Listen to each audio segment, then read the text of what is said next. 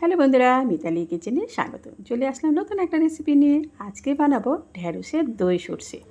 তো ঢ্যাঁড়সের দই সর্ষেটা কেমন করে করলাম চলো তোমাদের সঙ্গে দেখিয়ে দিচ্ছি। দেখো কত সুন্দর হয়েছে, আর খেতেও কিন্তু অসাধারণ লাগে। গরম ভাতে যেমনি ঢ্যাঁড়স সর্ষের পোস্তটা খাও, ঢ্যাঁড়সের দই সর্ষেটা দারুণ লাগবে খেতে। পোস্তটা ভুল করে বলে ফেলেছি।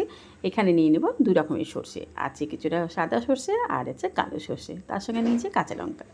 প্রথমে দু রকমের সর্ষে আমি মিক্সির মধ্যে দিয়ে দিলাম কাঁচা লঙ্কাটা। আমি 3টে কাঁচা লঙ্কা দিচ্ছি, তোমরা যদি ঝাল পছন্দ করো আর একটু ঝাল লঙ্কা বাড়িয়ে নিতে পারো। দিয়ে দিলাম একটুখানি জল, ভালো করে মিক্সি করে নেব। সর্ষেটা কিন্তু একদম সুন্দরভাবে পেস্ট করতে হবে বন্ধুরা। দেখো একদম মিহি করে আমি বেটে নিয়েছি মিক্সিতে। এখানে দেখো ঢ্যাঁড়সগুলোকে আমি অর্ধেক করে কেটে নিয়েছি, অবশ্যই ধুয়ে নিয়ে তারপরে কিন্তু কেটেছি। ঢ্যাঁড়সকে সবসময় পরিষ্কার করে ধুয়ে তারপরে কাটা উচিত। তো দিয়ে দিলাম কড়াই সর্ষে তেল, রান্নাটা কিন্তু সম্পূর্ণ সর্ষে তেল দিয়ে করব। দিয়ে দিলাম কিছুটা কালো জিরে। কালো জিরেটা দিয়ে আর কিছুই ফোড়ন দেবো না, দিয়ে দেবো এবার ঢ্যাঁড়সগুলোর মধ্যেখান থেকে একটুখানি কেটে নেবে, নাহলে কিন্তু এখন ঢ্যাঁড়সে কিন্তু অনেক সময় পোকাও থাকে বন্ধুরা। তো কেটে নিলে আমরা পরিষ্কারভাবে দেখা যাবে। তো যাই হোক, দিয়ে দিলাম কিছুটা লবণ আর দিয়ে দিলাম কিছুটা হলুদ। লবণ হলুদ দিয়ে ঢ্যাঁড়সটাকে কিন্তু আমি একটু ভালো করে ভেজে নেব। রান্নাটা তোমরা সম্পূর্ণ সর্ষে তেল দিয়ে করবে, কারণ সর্ষে রান্নায় সবসময় সর্ষের তেল দিয়ে করলে কিন্তু ভালো লাগে খেতে। আর এখানে দেখো আমি কিন্তু 1.5 চামচ মতো টক দই ফাটিয়ে রেখেছি।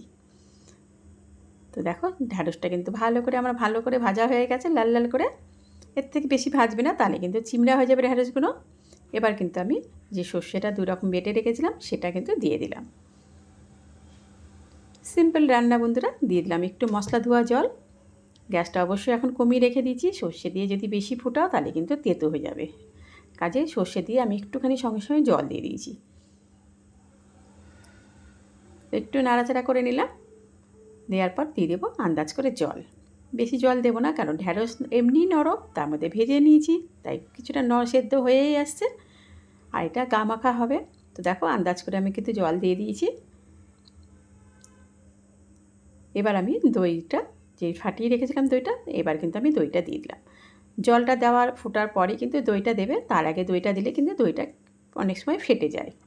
তো যাই হোক, দেখো আমি কিন্তু দিয়ে দিয়েছি। আর এবার কিন্তু আমি দিয়ে দিলাম একটুখানি চিনি, কারণ টক দই দেওয়া আছে, তাই ব্যালেন্সটা ঠিক করার জন্য একটুখানি চিনি দিলাম। চিনিটা অপশনাল, তোমরা দিতেও পারো না দিতেও পারো।